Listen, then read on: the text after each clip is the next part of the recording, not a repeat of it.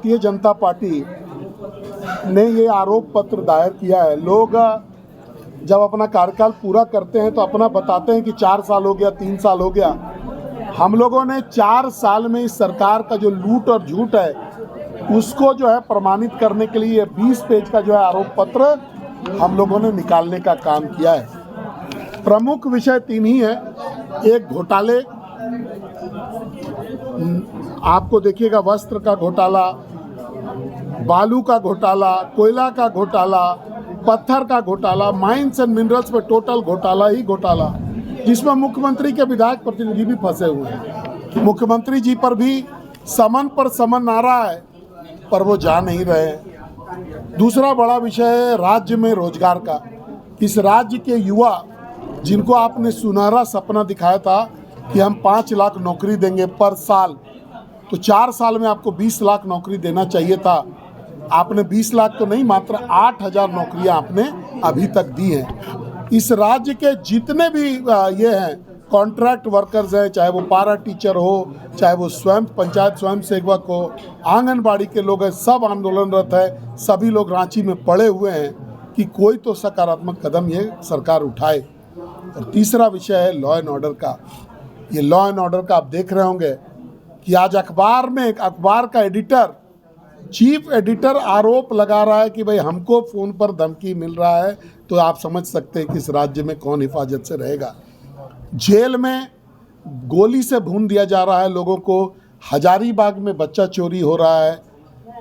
आप घर अगर अपना बंद करके चले जाते हैं एक दिन के लिए और लाइट अगर आपका बुझा हुआ रहता है एक रात, तो उस घर में चोरी होना निश्चित है। ये लॉ एंड ऑर्डर की समस्या आज के दिन में उत्पन्न हो गई है।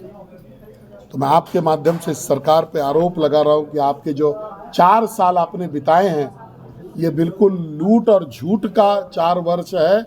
और अगले साल जब चुनाव होगा तो इस राज्य की जनता आपको माकूल जवाब देने का काम करेगी। सरकार के 4 साल को विधायक मनीष जायसवाल एक शब्द में क्या कहेंगे? लूट और झूठ। अबुआ आवास के बारे में कुछ बोले थे आप? देखिए, ये अबुआ आवास नहीं है, ये बबुआ बनाने का आवास है। ये लाया गया है इसलिए ताकि ब्लॉक के कर्मी जो हैं वो गरीब लोगों से जो है पैसा वसूल सके। अभी हमारे पास शिकायतें आ रही हैं कि हम लोग आवेदन देने गए, ये कोई अभी इनका स्कीम चल रहा है, आपकी सरकार आपके द्वार।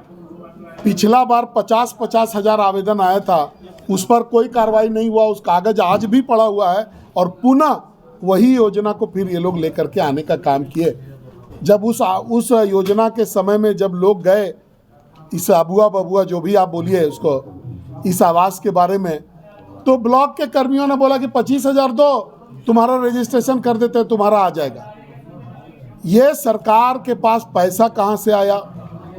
मैं तो विधानसभा में था, मात्र 1,000 करोड़ का बजट इन्होंने पारित किया है इस आवास के लिए, जिसमें अगर 2 लाख एक व्यक्ति को देंगे तो मात्र 50,000 आवास बन सकेगा।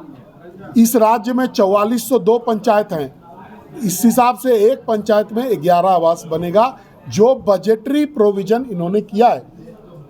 तो एक पंचायत में अगर 11 आवास बनेगा, जहां की एक में डिमांड 400 और 500 का है, तो आप समझ सकते हैं कि कितने सालों में इन आवासों को पूरा किया जा सकेगा।